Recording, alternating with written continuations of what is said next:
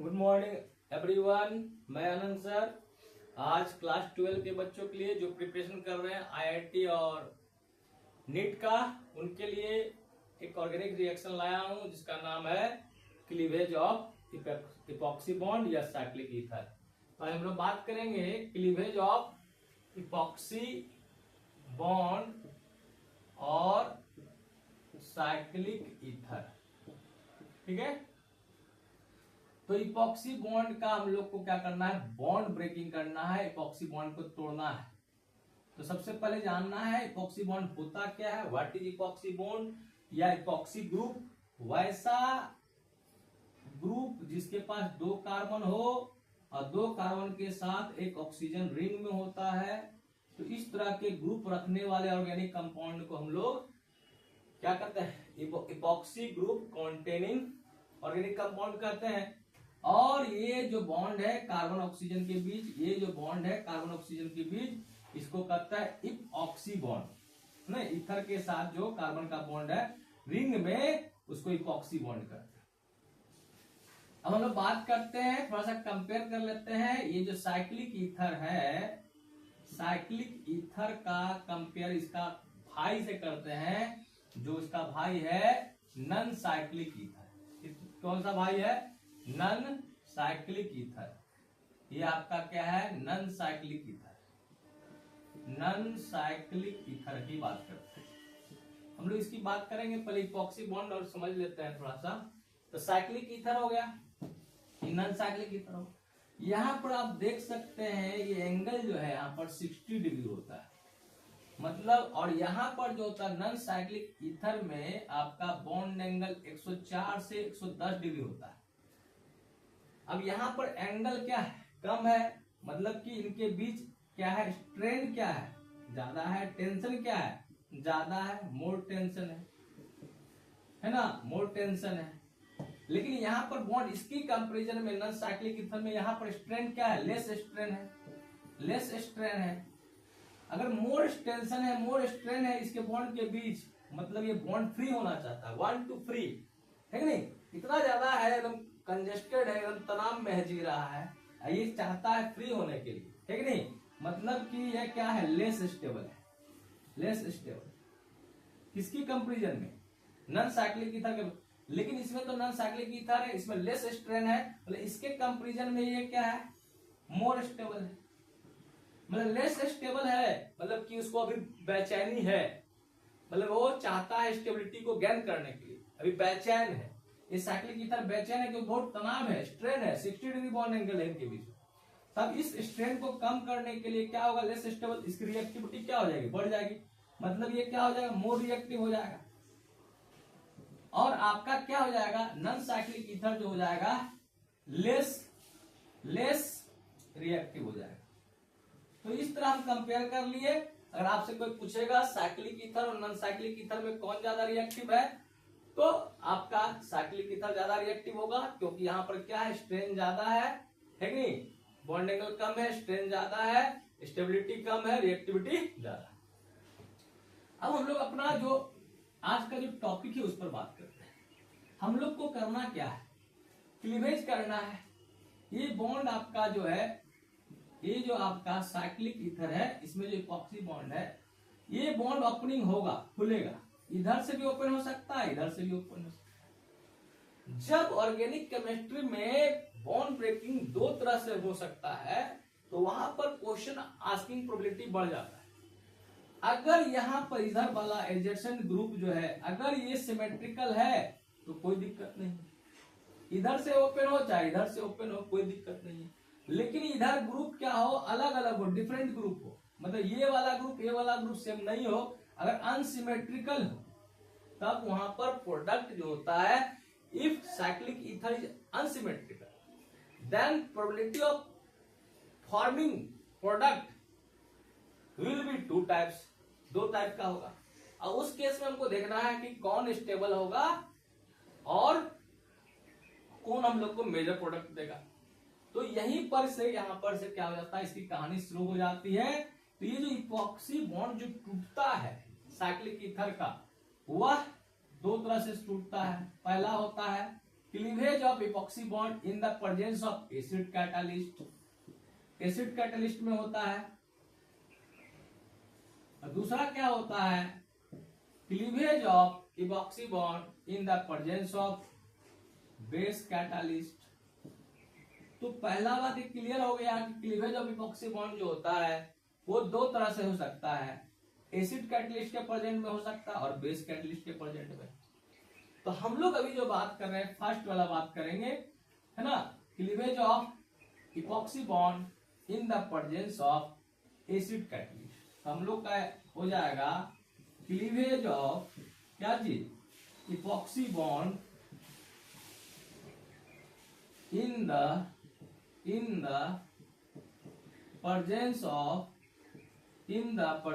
of acid catalyst। ठीक है, एक कॉमन रिएजेंट यहाँ यूज किया जाता है कि नहीं, वाटर के साथ हम लोग ले लेते हैं एसिड, H2O के साथ क्या ले लेते हैं, एसिड ले लेते हैं। H2O के साथ एसिड लेता है तो उसको बोलते हैं H3O+, ठीक है नहीं, इसको कहते हैं हाइड्रोनियम आयन। हाइड्रोनियम आयन मतलब कि हाइड्रोनियम आयन शो कर रहा है वाटर क्या है, एसिड में है, यानी एसिड क्या है, वाटर में है। ठीक है, ये हाइड्रोनियम आयन बन गया। अब हमारा क्या है, आपका साइक्लिक ईथर है, मान लिया जाए ये आपका साइक्लिक ईथर लिए हैं CH2, यहाँ पर आपका है CH3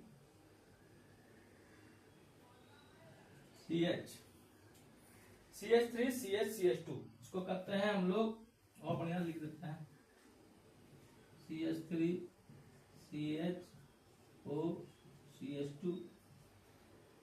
ये आपका साइक्लिक ईथर है जिसका नाम है इपॉक्सी प्रोपेन। इपॉक्सी, इसके लिए इपॉक्सी होता है, प्रोटोन कार्बन के लिए लेते हैं प्रोपेन, और इसकी रिएक्शन हम लोग कराते हैं H3O+ से, हाइड्रोनियम आयन से, मतलब एसिड कैटालाइज्ड रिएक्शन करवा रहे हैं। ठीक है, तो हम लोग का प्रोडक्ट क्या बनेगा, व्हाट विल बी प्रोडक्ट। तो प्रोडक्ट जो बनता है जब साइक्लिक ईथर रिएक्ट करता है कि नहीं, एसिड कैटालाइज्ड रिएजेंट से, like H3O+, then we get 1,2 diol. यहां पर हम लोग को मिल जाता है CH3 CH OH CH2, ठीक है, 1,2 डायोल, 1,2 ये होता है, इतना दिमाग में आप रख लीजिए। उसके बाद हम लोग बात करते हैं इसके रिएक्शन मैकेनिज्म की बात करते हैं, detail description of this reaction, क्या कैसे कैसे होता होगा, क्या प्रोबेबिलिटी है यहाँ पर। तो हम इसका रिएक्शन मैकेनिज्म जब लिखते हैं, रिएक्शन मैकेनिज्म की बात करते हैं, cleavage of cyclic ether in the presence of acid catalyst. पहला स्टेप में क्या होता है, ये जो CH3 है, CH है, ये आपका अनसिमेट्रिकल साइक्लिक ईथर है, यहाँ पर लोन पेयर है, और एसिड से आता है H+, और आपका क्या होता है, प्रोटोनेशन होता है, ये लोन पेयर यहाँ पर आ जाता है, H+ ले लेता है, और ये आपका CH3 CH CH2, और ये आपका क्या हो गया, लोन पेयर दिया, यहाँ H आ गया, और इस पर प्लस चार्ज आ गया। ठीक है, इसको कहते हैं हम लोग प्रोटोनेटेड साइक्लिक ईथर। ठीक है, इसी को ऑक्सोनियम आयन भी कहते हैं। अब ये जो प्रोटोनेटेड साइक्लिक ईथर है, अब इस पर कौन करेगा अटैक, न्यूक्लियोफाइल करेगा अटैक। न्यूक्लियोफाइल हम लोग क्या कर लेते हैं, यहाँ पर अब वाटर ले लेते हैं, H2O जो होता है न्यूक्लियोफाइल होता है, लोन पेयर डोनर होता है ना, इसलिए इसको क्या कहते हैं, न्यूक्लियोफाइल कहते हैं। न्यूक्लियोफाइल को क्या चाहिए, पॉजिटिव चार्ज चाहिए, न्यूक्लियोफाइल को पॉजिटिव चार्ज। अब ये हाई इलेक्ट्रोनेगेटिव पर कैसा चार्ज है, पॉजिटिव चार्ज है, मतलब ऑक्सीजन का इलेक्ट्रोनेगेटिव बढ़ गया है, और ये बगल वाले बॉन्ड को तोड़ेगा। तो हो सकता है इस बॉन्ड को तोड़े, या हो सकता है इस बॉन्ड को तोड़े। तो दो टाइप का प्रोबेबिलिटी होगा, अगर इधर से ये ओपनिंग होता है तो यहाँ प्लस बनेगा, ये कितना डिग्री हो जाएगा 1 डिग्री। और अगर इधर से ओपनिंग होता है तो ये कितना डिग्री कार्बोकेटायन बनेगा, आपके यहाँ से ओपन हो जाएगा, कितना डिग्री बनेगा 2 डिग्री। और हम लोग जानते हैं 2 डिग्री कार्बोकेटायन क्या होता है, मोर स्टेबल होता है, किससे 1 डिग्री से। इसलिए जो आपका वाटर जो है आपका ओपनिंग इधर से होगा, यहाँ पर क्या होगा, जैसे यहाँ पर पॉजिटिव चार्ज बनेगा, ये आपका इलेक्ट्रॉन को लेगा, ये बॉन्ड फ्री हो जाएगा और इस पॉजिटिव चार्ज पर ये लोन पेयर इसको डोनेट करेगा और यहाँ पर हो जाएगा CH3 CH, लोन पेयर दिया तो OH देने के चलते पॉजिटिव चार्ज और ये बॉन्ड यहां से लेके भाग गया। अब यहाँ पर क्या हो जाएगा CH2 और ये हो गया, ठीक है। अब फाइनली क्या होगा, यहाँ पर जो देख सकते हैं कि पॉजिटिव चार्ज यहाँ बना है ऑक्सीजन पर, क्योंकि यहाँ कहीं ना कहीं प्रोटोनेशन हुआ था, प्रोटोनेशन हुआ था। और catalyst never utilize in chemical reaction, कभी भी कैटलिस्ट जो होता है यूटिलाइज नहीं होता है केमिकल रिएक्शन में, तो ये क्या हो जाएगा, फाइनली क्या हो जाएगा आपका डीप्रोटोनेशन और हम लोग का प्रोडक्ट बन जाएगा।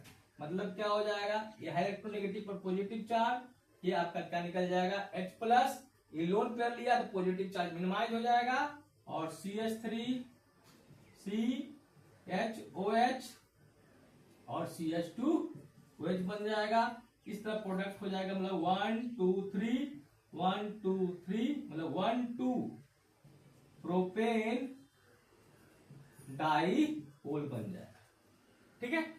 तो इस तरह हम लोग ने देखा जब साइक्लिक ईथर का रिएक्शन एसिड कैटलिस्ट के प्रेजेंट में कराते हैं तो रिएक्शन जो होता है वह कैसा रिएक्शन होता है, न्यूक्लियोफिलिक सब्स्टिट्यूशन रिएक्शन होता है।